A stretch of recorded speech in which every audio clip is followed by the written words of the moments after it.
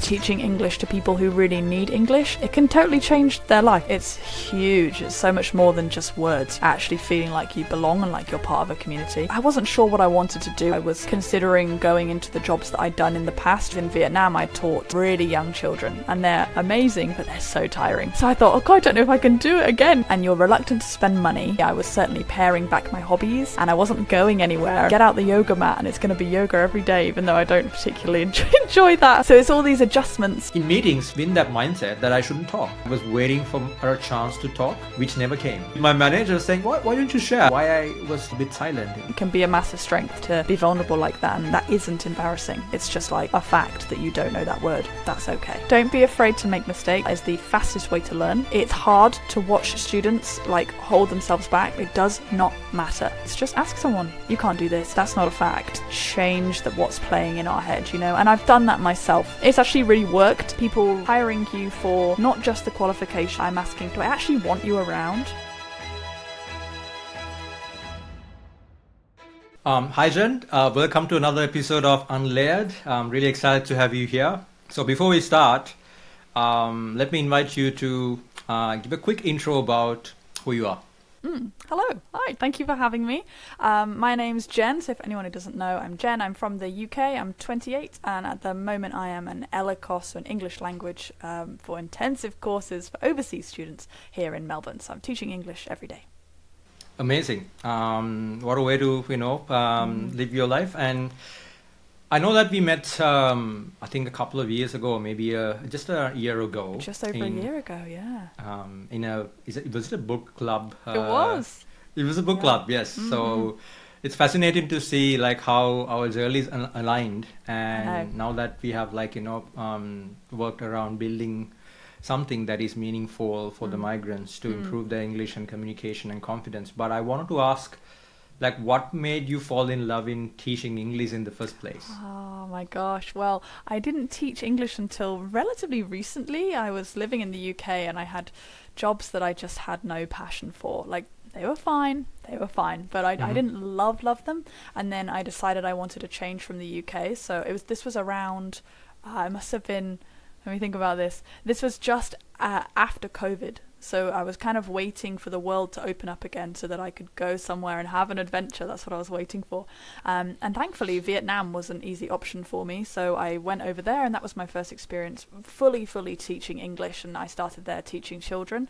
And that was probably where the passion came from a little bit, because I was able to see that teaching English to people who really need English, it can totally change their life. It can actually open doors. And that was something I'd never had with my previous job before. So it's excuse me. So it's nice to feel like what I'm doing actually can have a really positive impact, and I think it can be understated, but feeling confident in a language, especially in the place where you're living, it's huge. It's so much more than just words, it's actually feeling like you belong and like you're part of a community. So knowing I can offer that is what I love about the job. That is really meaningful, and I'm as a coach also, it resonates with me a lot, Jen, because sometimes when I reflect on why I have become a coach, it has a real big power in making a change in someone's life. Yeah. And that is fulfilling in a way that I cannot explain, that you can get out of a 9-to-5 office job, And that's one of the reasons I think we get to collaborate as well, seeing the passion that you have in teaching.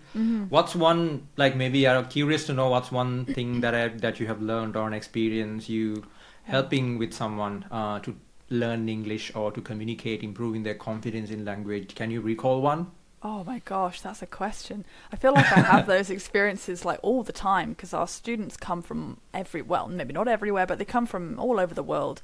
And I think one thing I found really interesting is how a person's first language can influence how they learn English. So there are some people who find learning English a lot easier than other people because of their first language. Yep. And I think it's adapting the way that I teach and the way that I try and get them to have that light bulb moment. That's been a real learning experience for me, is realizing it's not just we're all learning English. It's we're all learning English, but we have our own our own thing going on in our brain with our language, our first language. So that's been very interesting to figure out, and it's certainly made me a better teacher, I think, to try and adapt to the different nationalities that I'm working with, for sure. Amazing to hear that, because you've got the experience helping people, your students in Vietnam, and now that you've spent, I think, a good couple of years, I say, maybe close to 2 years in Australia as well, helping. I'm sure you met people from diverse backgrounds here as well. Yeah, hugely. Now, in terms of your journey after COVID, you got the opportunity to do something different, and you moved to Vietnam, teaching English, and then you ended up in land down under. Right? Before we dive into English and your teaching journey, how was like for you finding a job as a migrant here in Australia? Oh my gosh. Well, it was stressful. I'm sure you relate to this, right? When you first come here and it's like, oh God, I know I need to have money coming in. Maybe you've got the house situation already and you're like, okay, I'm paying for a place to live, so I need somehow to pay for this. And I wasn't sure what I wanted to do actually. Like I was considering going into the jobs that I'd done in the past just because I thought, oh, maybe that's going to be easier, right? I didn't know if I wanted to teach, especially because in Vietnam I taught really young children, and they're amazing, but they're so tiring. They're so tiring to teach. So I thought, oh God, I don't know if I can do it again. Yeah, I don't know if I can do any longer teaching children. But luckily that experience gave me the opportunity to apply for some teaching roles. But I'd never done what I'm doing now, which is teaching adults. Well, I did it a little bit, but I'd never done it fully, teaching adults English. But I think when you first come somewhere new and you feel like you obviously don't know anybody, and you're reluctant to spend money because you haven't earned it yet. So then you're kind of, for me, I was certainly paring back my hobbies, and I wasn't going anywhere, and I was just trying to I was like, can't go to a badminton session. I'm going to have to just get out the yoga mat, and it's going to be yoga every day, even though I don't particularly enjoy that. I was like, God, okay. So it's all these adjustments, when you first arrive somewhere new. I think I was quite fortunate because the school that I ended up in, they happened to be recruiting at that time.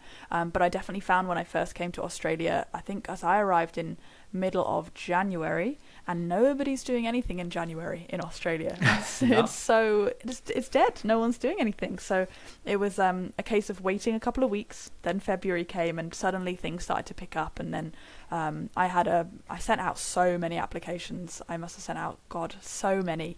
But luckily something came about, and I was able to have my job. But certainly not an easy or quick find. I think it is a patience game, isn't it? I know you had a similar experience as well. Yeah, I talk about it a lot. I think people are tired of hearing my story right now. But it's interesting because I'm curious to know, because even as a native English speaker, it's not just the language that helps you find a job, because you moved to a whole different country, and you moved, I think, by yourself. So that whole experience itself as a migrant is not easy to navigate. No, it's not. Yeah, in terms of even as a native English speaker, what differences did you find in communication style in Australia? Because that's something that I want to ask. Yeah, that's a big question, and one that I think is probably a lot of people want to know the answer to. When they ask about people moving to Australia, it's like, what's the differences in terms of the community feel, or in terms of just communication with different people? I definitely find, I guess in the workplace here, I think it feels like quite a flat structure, like in terms of hierarchy. 100%. For me, maybe more so than back home, possibly, which is interesting because that really influences the way that you talk to people who are technically your superiors, but you are sort of expected to speak up and give your opinion, and that was an adjustment for me. Also, I think the amount of transparency. I don't know whether this is a well-known thing, but certainly something I found was that transparency is super valued in the Australian workplace and in culture, in the everyday, definitely. People like the honesty, and I love that. It's great. It feeds in with what I like. But that was a change too, for sure. So those are just a couple of things, but also the slang. Slang's fun. That took me a little while to pick up the slang. We're getting there, but still learning it, I'll get into slang because that's something I want to dive into, because I have so many stories to talk about in slang, and as you said, I'm still learning the slang, and there was quite different experiences that I've been through with Aussie slang. But understanding these different, you said transparency, it's kind of a flat hierarchy, because I understand Migrants here, you can be coming from anywhere in the world. Now, you come from UK, I come from Sri Lanka, and I work with a lot of people who come from Southeast Asian countries, Yeah. Asian countries, Middle East or South America, Mm-hmm. even Europe, Mm. that even them find it like a bit different on how the communication styles are. Mm-hmm. If someone is listening to the conversation who's going through this job search journey, like Mm. maybe how you and I did when we were looking for jobs, and they have these assumptions about how you should communicate about the structure. For an example, you look at the structure as a hierarchy when you talk to a hiring manager, senior hiring manager, or someone, or maybe you talk to a recruiter or a talent acquisition consultant, or maybe Yeah. someone in the higher up the hierarchy, Mm-hmm. where they have an assumption, preconceived notion based on their own experiences. Yeah. How would you approach it now that you've like went through that phase when having a conversation in the job search? I think it's difficult because, like you say, it's something that's so ingrained in us. It's what we're used to. Like, especially if you're looking at like politeness tactics or politeness strategies, those are the things that we are. I mean, from birth we're learning those. You know, like what is normal for our culture and for our country. And when that's different somewhere else, it can feel. You feel like I don't even know if I'm being rude. Like I don't know what I'm implying here. You know, because we don't have that knowledge so much. But if I'm thinking about if I've ever gone somewhere, I'll use Vietnam as an example, right? If I move somewhere new and I don't know the language, or I know it a bit, but maybe like not well enough that I feel super confident, then my personal experience is I always found that people were excited to share about their culture and their country and their language. So there's rarely been a situation where I would say to somebody, hey, I'm learning this language. I'm not quite sure. What's the better phrase to use? It's never been a case where they've gone, oh, you idiot. I can't believe you asked me that. How embarrassing. Never. They're always like, oh, let me tell you. People are excited to talk about their own language and to help you to get better. So I personally think that like that vulnerability and just openly saying, look, I'm learning it. I don't know. I'm new here. Like even if you were talking about some of your clients who have a pretty high level of English, but there are some like maybe little nuances that they don't understand. That's absolutely acceptable to just say, oh, I don't know what this little thing means. Can we explain it? Or like maybe even to ask, how can I express this particular thing? That's one of the beauties of English is we have about 1,000 ways of saying the same thing, or 1,000 ways of spinning one word, which is tricky when you're learning it, but it's actually also awesome because it's like, oh, okay, maybe there's this really specific situation that I want to articulate and I'm not quite sure how to do it. You can ask a native speaker and they can help you get there. And like, as I say, my experience, people want to help usually. So it could be pretty fun. That's a great insight because I haven't thought about that in that way, Jen, to be honest, because I understand there's a difference between a native English speaker migrating and also like a non-native English speaker speaking because you're trying to, there's a lot of things happening in your brain chemicals when you're translating, right? Yeah, of course. That is happening to me right now. Yeah. Because and then when you think about it in that way, there is no one way of like interpreting the same thing. There are different ways to communicate your message to someone. And but if you don't know, if you don't feel confident, you can always say, I don't know. Yeah, absolutely. So it's just like sometimes having that mindset. I Am think I so. being curious? Yeah, am I being exactly. vulnerable here? It's a really positive thing. It can be a massive strength to be vulnerable like that. And the vast majority of people will be lovely about it and will help you and will want to help you. That's normal human nature. You'd be very unlucky if you got somebody who who wasn't prepared to help you in that situation. But I think it's a real win when we can go, okay, I'm in a learning mindset right now. It's okay that I don't know everything. That isn't embarrassing. Like, it doesn't have to be embarrassing. It's just like a fact that you don't know that word. That's okay. We're learning stuff. It's okay. Were there any of those kind of words that you came across, especially when you were having conversations with recruiters here? Like, I'm just trying to give a scenario here because, there's a lot of, I think, migrants here who talk with recruiters, right? Yeah. And they feel that it's very challenging to get through the first phone conversation. Usually it's a 5-minute screening. Yeah. So whether it's technology, engineering, marketing or sales, like you get approached by a recruiter sometimes for a job you didn't apply for. Like all of a sudden you get a call, you're in the gym or doing groceries as calls. And you don't know how to manage this call. And sometimes I get this feedback from my students that I don't know, I'm not passing through this stage, man. I feel like some words I didn't understand. I rushed into the conversation. I didn't ask questions when I didn't like understand what they were saying. The nervousness that took over me. Yeah. Right. How do you manage these type of unexpected calls? I think it's very understandable as well to have those nerves. If I think about when I've learned other languages, oh god, the stress of like someone calling me and me not being able to see their mouth as well, very stressful. And you can't control the other person's speed necessarily. So, you know, other than asking them to slow down, which sometimes people don't want to do because they don't want to seem like, oh gosh, maybe I'm being difficult, but you're not, you know, do ask that question, that's fine. But I think in terms of like managing these calls, I guess what I would normally do is use small talk, and I know we'll probably talk about that a little bit more anyway on this chat, but basically it's such a huge part of like easing into a conversation and relaxing everybody, because especially recruiters, they're so like go, they're commissions driven, so they're ultimately salespeople, and time is money, but they're all still pretty much in this culture, and this culture is heavily built on small talk and the ability to not just jump right in, and I think it's a really advantageous thing to be able to use small talk properly. It doesn't have to be big, right? It's small small talk, so it's something very little, and it just eases everybody into the conversation. It gives you a minute to pause, understand who's calling me, okay, you know, and then you're ready to translate in your head if you need to, and it just gives you a little bit of breathing time. That's certainly, I mean, I use that even as a native speaker, just to, I guess, calibrate myself and to realize, okay, we're on a phone call, we're talking about this, okay, I'm ready to go, you know. Gives you a minute to pause.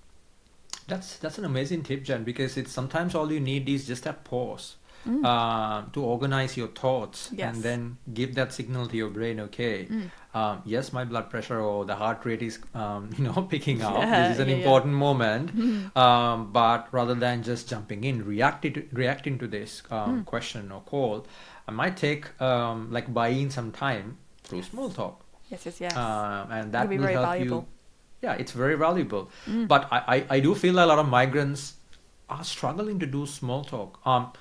Even before small talk, Jen, what if they don't understand the name? Like, let's say Catherine calling you, right? Hey, and then in the heat of the moment, I'm just Catherine from Randstad Recruitment, calling you regards to the data analyst job role you applied to. And I missed that first part because I might hear the data analyst, the Randstad part, okay, that might ring a bell. But when responding to Catherine, I might miss her name, because name is a personal thing, very right? important. If I don't remember the name in that call, how can I approach it?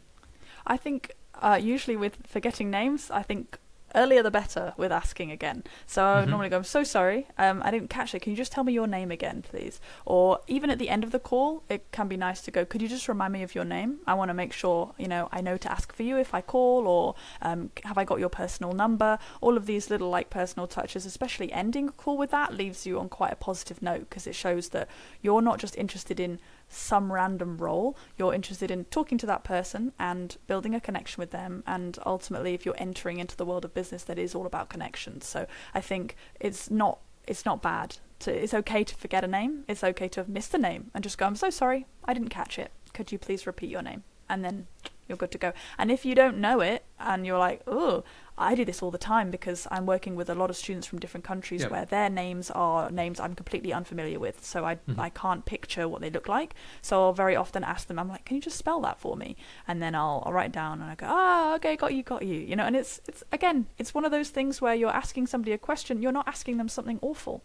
You're asking them simply to explain their name, and they should be willing to do that for you. It's their name. So I think, don't be afraid to ask again. It's not a bad thing. It's good to get that clarity and to end with that personal note.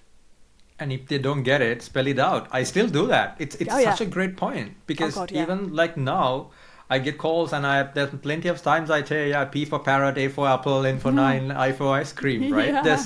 There's so many times, and it's in my head now, and I'm ready for that conversation, because in a call, I try my best to address the other person with their name. And there's nothing personal as someone else's name. Yeah, exactly. It can't be understated.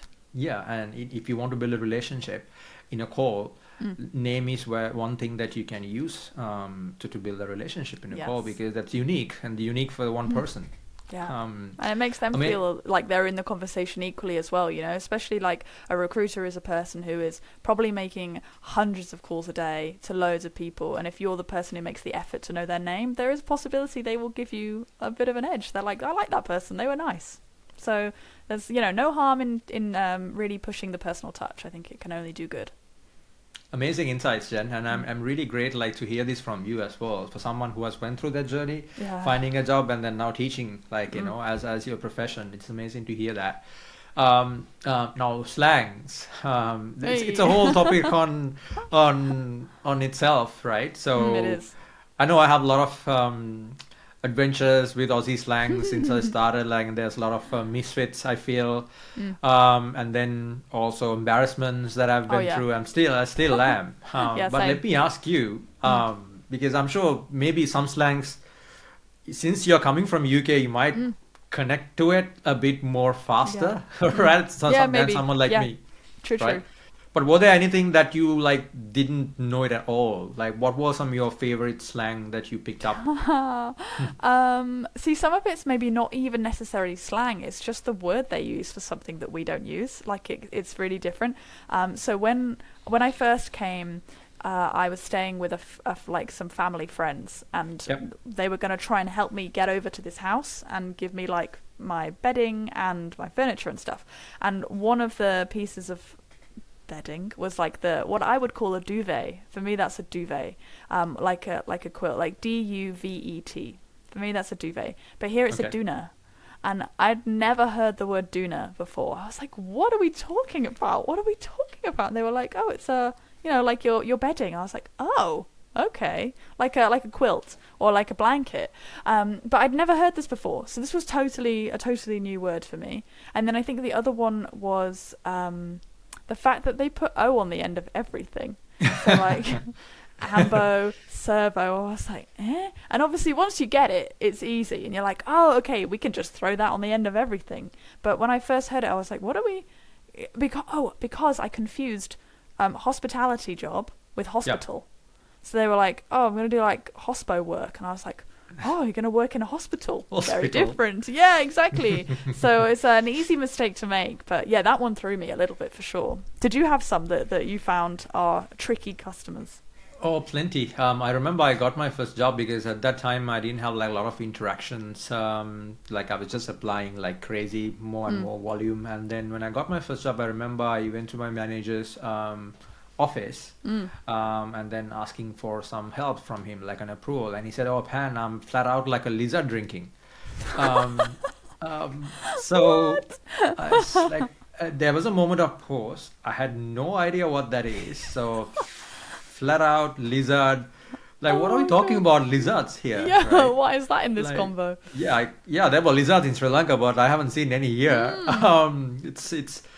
So it took me a while. I didn't know how to respond. I just say haha, and then I saw the face that he was not just not in. I actually got that he's not in a mood to help me out, even though I was pushing. But I didn't really question it. I didn't tell him I didn't understand that. So that's why it brought me back when you shared if you don't know, ask. But there was a fear of judgment. That had at that time, so I didn't really ask it. So I went back to my seat. Then I searched about it. Then I got to know that he's very tired. That's what it meant. It's there's nothing in that phrase that talks about tiredness. No, that's true. There isn't. Yeah, it's very difficult, and there's no way to know that ahead of time. I feel like with this slang, you just have to the only way out is through. You just have to learn it by doing it, and by getting it wrong or having that moment where you go, "What the hell is that?" And then they go, "Oh, it's this thing." You're like, "Oh, okay, cool." And usually it helps to remember slang because you kind of have that fun little story that goes with it. I think most people probably have a story like we have where they've had that moment of just feeling like a total foreigner, what does this mean? And then you like you say, you go and Google it, okay, cool, and then you can start using it after that. Yeah, and the other one is 𝗧𝗃𝗃𝗃𝗃. Like I'm sure you've heard about that now. 𝗧𝗃𝗃𝗃𝗃, yes. I think that was in September, close to the footy finals, right? You know, where you have a holiday around Friday, I think. So it was a Thursday, just before that holiday, Ah, and okay. then like I was talking about what your plans are for the weekend, and then this guy told me, "Hey, mate, 𝗧𝗃𝗃𝗃𝗃 on Thursday," like or something like that, and it's like, what is that? Like 𝗧𝗃𝗃𝗃𝗃, and then it seems like they're just taking a day off, Yes, sick a leave, sick but you're day. not actually sick, just to extend the long weekend. So learned a lot, but I'm still feel like it's amusing. It's interesting how Yeah, it we all have these different branches of language that Yeah. depending on the culture we have interpreting, right? Yeah, and I think Um, slang's probably like the best one for learning in a fun way. Like I think everyone is always learning new slang. Like even native people are learning. Like I'm talking about native Australian, like people from Australia, not like you or me, who have like always been here. They're also Yep. still learning slang. Like because you just meet new groups of people and they've got their own slang piece, and then that spreads. Like slang's constantly popping up and moving around and spreading and stuff. So you're not expected to like know it all immediately. That's quite the nice thing about it. You can just go, oh, I learned a new one today. I'll probably learn another one tomorrow. You know, it's kind of I think it's a good open mind one to go for, slang. Amazing. It's still like, something fascinating for me, the Aussie slang. Hmm. Now that we talked about it, I wanted to ask, like, the feeling of belonging is a deeper topic for, I think, of every migrant. Personally, for me, my journey has been, I've always questioned that because moved to here from Sri Lanka, and in the beginning, I didn't feel belong. No. And then now, after a couple of years, I went back to Sri Lanka. I didn't feel that I belonged there. Yeah. This term, third culture kids, where you are in the middle Yeah. between two cultures, countries. For you, in your experience, was there a moment that you felt like at home here, or how did you feel the part of in terms of belonging? I think we have to acknowledge it's probably easier for me, like this is that Australia shares a lot of culture. It has its differences, don't get me wrong, but we do share a lot of cultural similarities, and also the language is the same, which is hugely helpful. Again, some changes, some differences, Yeah. but on the whole.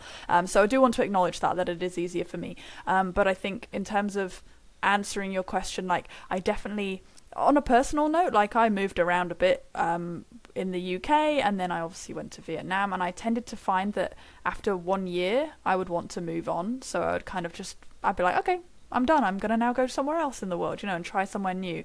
But then when I got to Melbourne, I found that I liked the people, I liked sort of how the lifestyle worked here, or I liked the idea of this sort of focus on work-life balance that was certainly better than back home for me, and maybe that pushed me a little bit to be a bit more motivated to stay. And it did take me a good while to feel like, okay, like I think I'm starting to get now how people work maybe here a little bit, and to feel a bit more like I belong, and that I still feel like I'm a little English person just running around Australia, but I quite like that. I like sort of having these differerences, and I can compare it with my friends, and like sometimes I'll say something and they'll go, "Whoa, what does that mean?" I'm like, "Oh, is that not a worldwide thing?" Okay, turns out that's just England, and that's quite fun. But definitely, like, communication is different over here for sure, and it's taken me a bit of time to adjust to that. Like, my example would be like with my friendship group here. It's taken us a while for them to pick up on my sarcasm, which is very British, and my sense of humour. And also I found that they're quite sincere in the way that they communicate. They're very like open with their emotions, and again, it lines up with the British sarcasm. We don't do that. It's like super block. We never want to express our real emotions. It's usually like humour and sarcasm would come first. So I've definitely changed and started to adjust since being here longer and being around them. My communication style has changed, and I'm seeing real benefits from it, actually. I do really like it. So I think this kind of melding of two different styles of communication can be a really lovely thing. Because I think, as you were saying, you've got this idea of like, you've got this home country is one place, you've got Australia is another, and then you sometimes feel like you float between the two. But I think that can be kind of like a beautiful thing, and like especially in Melbourne, we're in such a multicultural place. You know, it's such a great place to mix with all these different people who have got like experiences of being in loads of different places. It's like a really positive thing, I think. Maybe it's like reclaiming that and just embracing that you have these positives and these beautiful things from two different cultures, and with this like awesome new third creation. I think it's a real positive thing to see. It's a beautiful way to look at it, Jen. And now definitely I'll try to look at it in that way, and I do feel it honestly. Genuinely, that it's, instead of considering as a weakness to be in the middle, it can be a superpower. Oh yeah. That you have an understanding, upbringing, and you have knowing of the cultural part of a different country, and you understand the values, slang. You build your life here in Australia, so you bring the best of two worlds, and it can be a superpower. As a migrant, sometimes it's a way of embracing that, to having that opportunity to be a migrant, rather than thinking that it's something that you need to that is holding you back. I think it can definitely be a positive for sure. Sarcasm, it's good that you pointed it out. Of course, British sarcasm is nothing like it. In an interview setting, right? How do you pick that? Maybe, I don't know, we can do a bit of a role play, how do you pick up a sarcasm? Something that I don't know, it's not really sarcasm, because something I found it challenging is sometimes at the end of an interview, someone says, "Hey Pan, nice chatting to you, we'll be in touch." Now, sometimes I felt like that I've got the job, right? Okay. We'll be in touch. I felt like they are trying to email me that I'm successful. There's a lot behind that "will be in touch" word. Maybe it's not a good enough example. Are there any examples that you can share on how sarcasm plays a part in interviews or job search? That's another big question. Oh my goodness me. I mean, I suppose maybe not sarcasm so much, but humour for sure I find it to be a real connecting tool. So if I ever go for an interview somewhere, I ideally want the people who might be hiring me to understand what drives me and what kind of person I truly am day to day. Who are they actually going to get? And who they're actually going to get in my situation is somebody who really loves to laugh and loves to make a lot of jokes. It's not everyone's cup of tea, that's fine. But it doesn't make sense for me to portray a fake version of myself. It makes sense for me to show them who I really am. And if I'm right for the job and they like that energy, then that's a real positive. And I think that's something that it can be kind of overlooked sometimes, but these kind of soft skills and people I guess hiring you for not just the qualification, not just can you do the job, I'm also asking as a recruiter or as a hirer, I'm asking, do I actually want you around? Do I want you in the office? Do I want someone smiley? Yes. Do I want someone who makes jokes? Yeah. Do I want somebody who has hobbies and talks about it in the staff room and, has stuff to chat about, all this kind of stuff. So I think it goes so far beyond just, do I have the skills? You're trying to portray a lot when you go to an interview, but I honestly, in my experience, have found that a lot of when I've been successful is when I've given them the real me and I've been very authentic and I've maybe had a bit of a laugh with them and I've helped them to recognize that hopefully I would be a nice person to have around, because it really just comes down to human beings and who do you want to spend time with, who can do the job, That's amazing. It resonates with the name of the podcast. It's Unlayered. So we all have layers, and what I am trying to find is who we really are without all these layers. And that's nice. And if it relates to an interview, of course, the preparation, studying about the company, your answers, memorizing all that, you have you build layers after the layers. But sometimes all you have to show is what is beneath those layers. Who's the human behind those layers of who have practiced an answer or memorized a script, and show you who you really are and what it's like to work with me if you hire me. Right? It can be simple as that.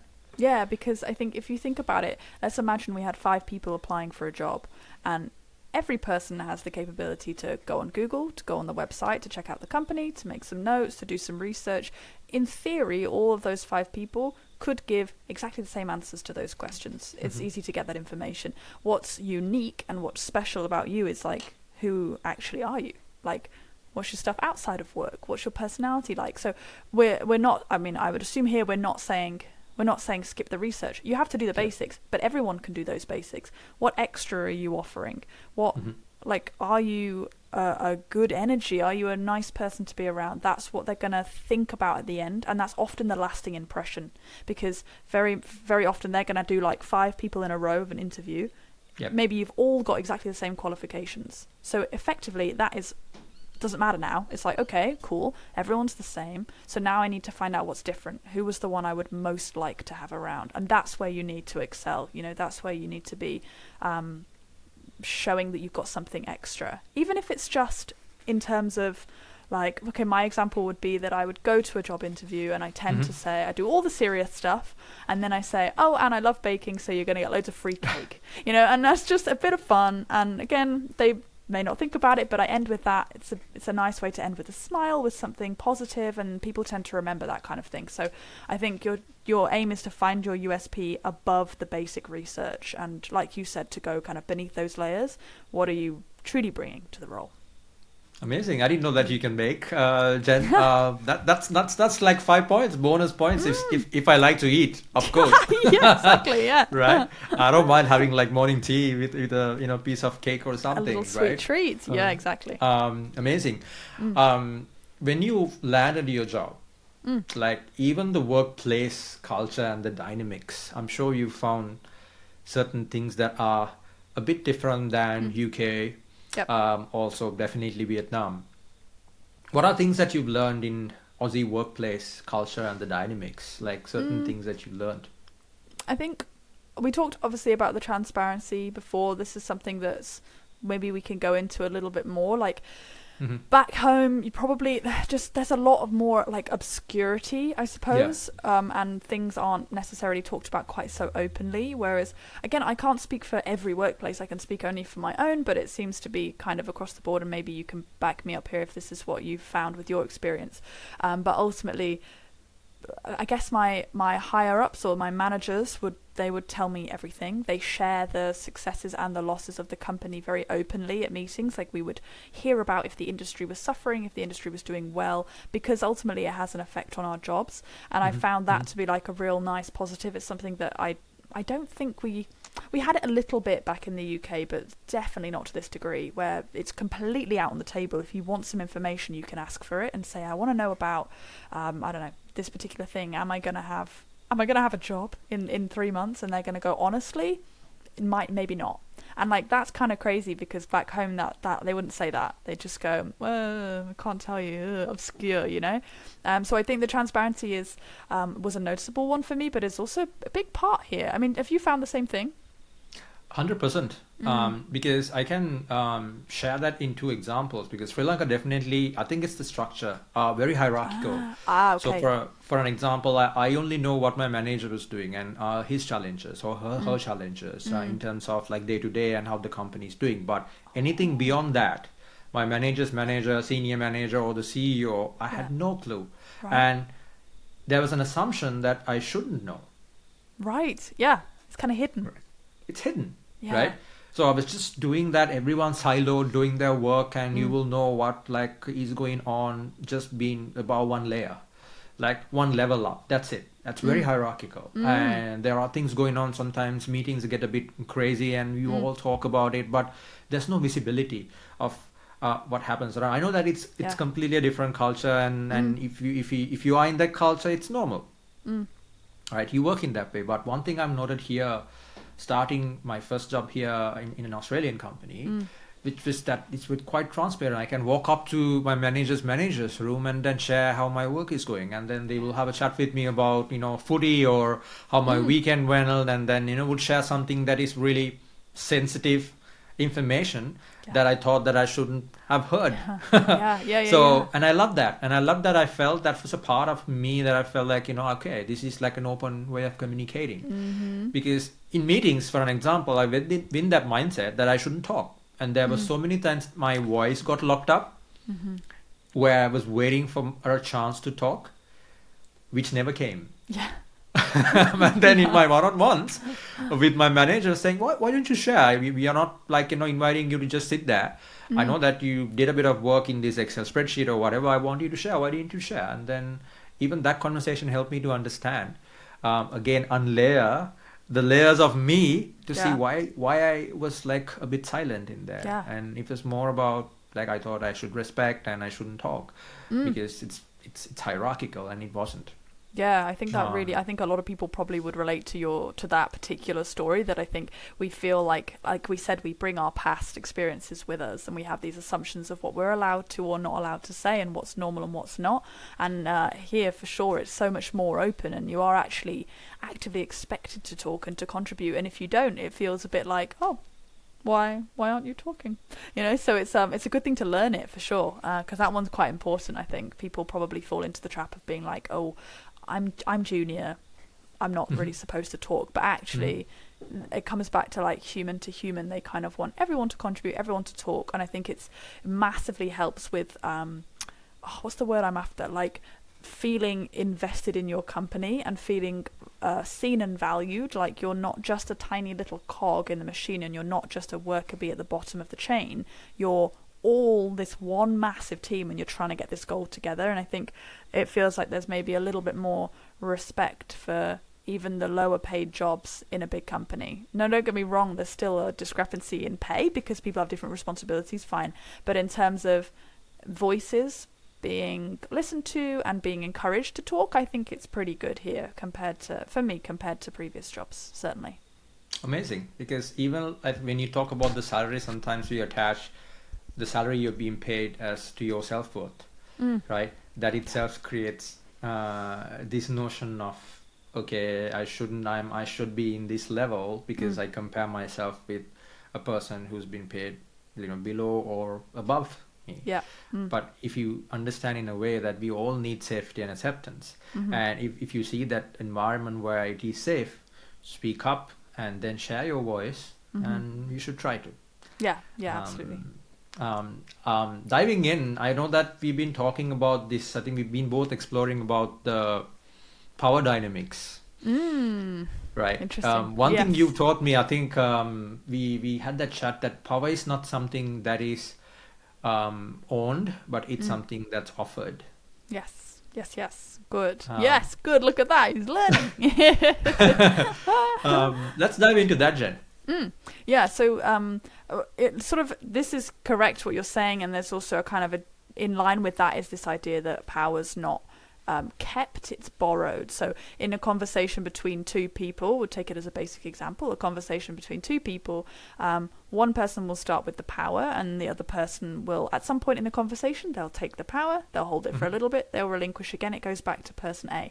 So power should constantly be switching between the two people. If you find that you're having an uncomfortable conversation, or you come away from a conversation, you think, I don't know why, that just didn't feel good, or I didn't enjoy that conversation, it's probably because the power dynamic was off. And that often comes from like something that happened in the communication. It can be to do with turn taking. So it might be that a great example is if you go on a first date and the other person doesn't ask you any questions at all, right? The power dynamic is totally off, and you come away thinking, well, that was rubbish, right? It's not just because they didn't ask you about you and your ego's hurt. It's because it genuinely feels uncomfortable. Like, we are most comfortable as human beings interacting in this kind of back and forth way, and we need I guess it comes back to like turn taking theory, which is this idea that we naturally know when to pause, when to interject, when not to. And like, we've been doing it actually with each other on this podcast the whole time. Occasionally, like, I'm looking at you when I'm talking and you're nodding in the right places because I pause and you nod. And then same when you've been talking and you'll say something, your intonation goes up at the end and I go, and that's turn taking. It's recognizing when it's your turn to speak and when it isn't. And this kind of dynamic can be different in different languages, but the general overall theory is kind of the same, that we know when interrupting feels rude and when it feels okay, and there are ways to soften that and make it okay. But ultimately, the power is a really important thing, and having those nice balanced, like, equal conversations where the power is just switching back and forth and nobody's trying to hold on to it and keep it, then that's where you get your best conversations. That's amazing, and I love that how he interpreted it, because it seems like, that's your specialty, that's your expertise, right? Yeah. I find it fascinating because it's I'm being aware of it now, in every conversation, because I've learned about it. Okay, this is how it's been shifted. It's passed to me, and then now it's about how I accept it, or how I manage it, and then pass it back rather than just blocking it. Yes, exactly. Let's say if you're in an office, like let's say newbie, right, a migrant, and you got your job, and Monday footy season is going on. Okay. Your manager comes to you and say, hey, Jen, did you look at that Hawks game? North Melbourne played like, crazy. What do you think? So how would you manage this? Are we imagining that I have seen the game or that I haven't seen the game? Let's assume that you have seen the game. Oh, okay, cool. All right. So they asked me how it is, and they say, "Oh, did you see the game?" And I'm gonna say, "Oh, yeah, it was amazing. I thought it was so good. What did you think?" And then they're gonna say, I assume, "It was incredible. Did you see that last goal?" I don't know anything about footy. It's a goal. It's a goal. That's good. We've got the right vocab there. Yeah. So then we're gonna have this back and forth. That's ideally the aim, right? But if they were to ask me like, "Hey, what do you think about the game?" and then I just talk for ages and ages and ages, and I never re-engage them, that's not going to work. Another situation is if, let's say I haven't seen the game, and my natural reaction would be to go, "I haven't seen the game." That's just blocking the conversation. That's ultimately like that would be me taking the power and keeping it. So that's me not engaging in a nice back and forth, and it feels uncomfortable, right? It feels totally uncomfortable. If you get in that situation and you just sort of politely say no or say that you don't understand, this is where I think humour can be super, super valuable. So if somebody said that to me like, "Hey, did you see the game?" I'm gonna definitely come back with some kind of joke like, what game are we talking about here? And then I can openly be like, "I'm so sorry, I don't watch the football, you're gonna have to educate me," and then I think what I've done there is position myself as like this sort of silly idiot, which sounds like a bad thing, but I think it's great, because if you can take the pressure or the embarrassment away from the other person, and you're willing to accept it voluntarily, then you're saving their face. So we do have this idea of like face in conversation and in communication, and that's ultimately like, are you embarrassed or are you not? And it's massive. It's huge in all cultures, for some people more than others, but ultimately we are responsible not just for saving our own face, but for saving other people's face too. So if somebody says something, let's use that scenario we just had, right? My manager comes over, they are effectively making themselves vulnerable by saying, "Hey, did you see the game?" They're asking me a question, they're opening it up. I now have the power. I could choose to sort of ruin their face. I'm not sure what the phrase would be. Damage. We could damage their face, right? I could choose to damage their face by just saying, "No, I haven't seen it. Shut down. I've taken the power and it's over."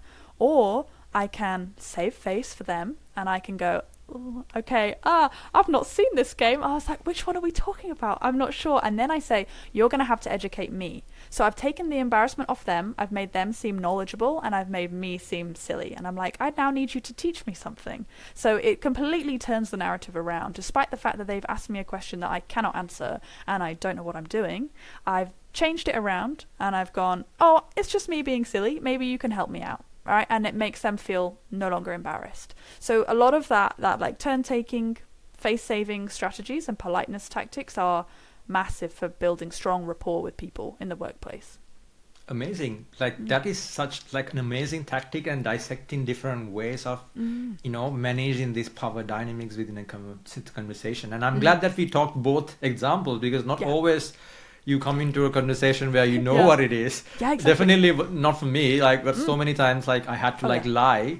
Where when they asked me what footy was, I had no idea, right? So I didn't have a time at that time, TV at that time. So I have to buy a TV, or I think I watched a game at my mate's place to understand what it is. Yeah. But again, it's that intention of being vulnerable. And then, as you rightly said, having that intention to save the face. Rather than just blocking it. And that's where I think as humans, it's a power that we all have, being vulnerable, and building a relationship, understanding this human. Yeah, it's massive. Right. It's massive. I think people underestimate it a little bit, but it's massive for networking and building proper connections. And I think truly in my personal experience, people really they really gravitate towards, and they just genuinely like a person who is unafraid to say, I don't know. And like totally authentic, just like, I actually don't know. Like that vulnerability, I think it's not just linguistic, it's like a socio-cultural. I think people really respect and feel comfortable around somebody who is totally okay to just say, I don't know, because you can pretty much immediately tell when somebody is like faking something and it feels really off, and you just don't get that same good feeling, you know. Whereas if you have like an authentic conversation, even if it's that person going, oh my god, I was just in a meeting and I have no idea what I was doing, I'm honestly clueless. Vulnerability, it makes you want to connect with that person. So I think that's truly a strength that we should all be trying to like harness a lot more. Beautiful, Jen. This is amazing. Now we talked about how language plays a part like in external like communication, right? But again, what's fascinating for me with language is it also interprets our own thoughts and emotions in an inner dialogue. For an example, if you experience the same thing, or if you listen to some conversation or hear something, the way that I interpret that experience is different to how you interpret it. Yes. Right? But Yeah. I feel that that's usually the language that I use to tell the stories in my head, like in my thought process. Can you connect with that? What are your thoughts on that? The language, how it plays in a dialogue in terms That's of interesting. yeah. These are big questions, Pan. You got some big questions for me. Oh my goodness. I guess that's really interesting. I hadn't thought about it in terms of maybe. So when you're asking this, are you talking about our first language kind of influencing the way that we process things that are external input? Yeah, because Okay. it's more towards coming on like in terms of like the assumptions and assertions, I would say. Ah, I see. Yes. Right. Okay. Let's say Yeah. I believe that when I started my career here, I'm not a good presenter, and Okay. it's the language that played in my head that I am not a good presenter, which is not a fact. It's a story or based on a memory, an experience, or a belief that I had from some previous experience that I interpreted that story, which of course showcased in the outer world with a language. I'm not a good presenter. Right, I see. Okay, I guess this kind of it goes deeper than language then at this point, right? It's more about like mindset and mentality, which is pretty much your field, right? This is what you spend your time doing. But certainly mindset can be a really like important thing in terms of connecting with people and feeling at home, like in a new place. You do sort of have to overcome those initial voices which are going to tell you like, you can't do this, and what are you doing, you're on your own and you're moving to a new country, things are going to go wrong, you're not going to have enough money, you're not going to get the job. But there is, like you said, that's not a fact, that's just something that's playing in your head, and it's completely not true, and you have the opportunity to spin that tale and put it how you want to put it. And I think the mentality thing is a case of, if we come in, like we've spoken about before in the podcast, if we come into everything with like a growth mindset and the idea that we are not a finished product and we're not perfect and we're ultimately trying to just hone and refine as we go, then I think that's a lovely like positive way that we can change what's playing in our head, you know. And I've done that myself with great success, I have to say. Not necessarily success externally, I just mean like for me personally, it's actually really worked. I've managed to turn some like thoughts totally on their head, just purely from drilling it and telling myself like, actually you can do that thing, and then you do it and then it turns out you can do that thing, you know. So it's a lot of self-belief that doesn't come easily, but you have to put in the work. And I think that's the same with physical normal day-to-day job, and the same with working on your mind and your brain and the way that you view the world. You know, it's not just like super easy to suddenly be a positive person.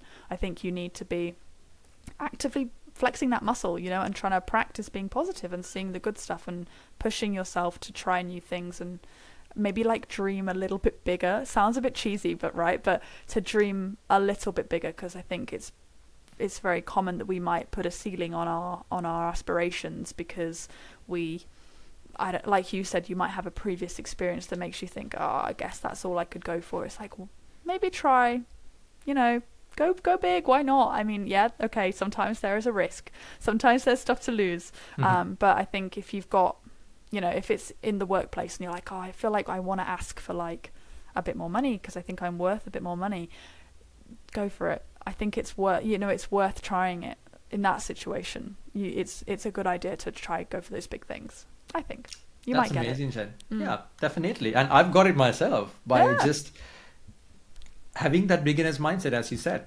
Like that, I'm learning. We are all learning every single day. So that's why we need to be more aware when an assumption becomes an assertion. So assumption of like, you know, I'm not good enough, or I'm not worth, or I'm not a good presenter, if you internalize it, it can become a fact for you. That's where you need to be mindful, aware of. But as you said, if you have a beginner's mindset, curious to learn about yourself and why do you feel this way, and then, you know, try and take small steps, I'm sure you can grow out of it. We can talk and go forever, Jen, but it has been a wonderful conversation. It's been great. Thank you so much for your time. But before we wrap up, I want to ask a couple of questions from you. Sure. Okay. First thing is about, I think, it's just like as a summary, like if you could give one piece of language advice for a migrant who is new to Australia, what could it be? My advice would be it's two parts. Don't be afraid to make mistakes, and don't be afraid to ask when you don't understand. You're not stupid. It's not an idiot thing to do. It's not a bad thing to do. It's a great thing to do. You should be asking questions every day. You should be making mistakes. That is the fastest way to learn, is to improve, is to make mistakes. Everyone, especially in Melbourne, if you're in Melbourne, oh my God, you're in a place where so many people are learning the language. So you're in great company. But as a teacher, it's hard to watch students like hold themselves back because they don't want to make mistakes. I'm like, it does not matter. Get it wrong. It's totally fine. And it's the quickest way for you to learn. So don't be afraid to make mistakes, and please just ask someone. We all want to help. We'll help you learn it. Ask a question and get an answer. That's beautiful. Be willing to make mistakes. I love that. Last question. What's one layer you've unlearned during today's discussion? Ooh, interesting. What's one layer I've unlearned? So hang on, let me clarify this question. I'm giving my own advice, taking my own advice here, making sure I know the question. So you mean, when you say a layer I've unlearned, can you explain the question in more detail, please? Maybe something that we thought that was right, or maybe something that you like unlearned. It's like, I thought this was like what I knew, or during the conversation it could be something that we share to the audience, or maybe it's like a personal reflection that you thought it's an unlayered. Okay, so I guess something that I hadn't thought about that now I have from talking with you is maybe the one that stuck with me, interestingly, was the story about the slang that you didn't know, and you went to the person's office and they said this phrase and you didn't know it, and you had this moment of like I want to ask them, but I'm reading the room, I can see that I'm not allowed to, and then you have to go back and like figure it out. I haven't had that experience myself, just because I wasn't in like the working situation. Like when I've had those like situations where I haven't known the word, I've usually been with like family, friends, and I can just go, can you tell me what that means? But it's interesting to think about, if you're in a situation where there are other dynamics at play, how easy it is to ask about a word. But I think in that situation you did the right thing, because what you did was read the energy of the room and the energy of the person. And like we talked about it being so much more than just words, you could tell immediately from that person they're not in a position to talk right now. So despite the fact that you wanted clarification, the actual more important thing was, okay, this communication is not wanted on that side, so I have to step away and do the research myself. So I think it was just interesting to give it to come from, let me phrase that again. It was interesting for me to come at it from another angle, and consider those other dynamics when you might want to ask for clarification. Amazing answer, Jen. Like, this is like one of the best answers that I've heard on this question. I know it's like, I didn't want to, put you in the deep end and then ask this, but it's a question that, gets you thinking. So yes, it does actually. and I know that I didn't tell you that I'm going to ask this question, A little but surprise for me. but it came out like it's a really beautiful answer. Oh, good. I'm glad. Again, thanks so much for your time, Jen. Really Oh, thanks appreciate for it. I having think me. it was a wonderful conversation. I agree. Really Um, enjoyed it. Looking forward to have more conversations with you Yeah, in the yeah. future. Yeah, Thanks I'd love again. to. Thanks for having me. See ya. See ya.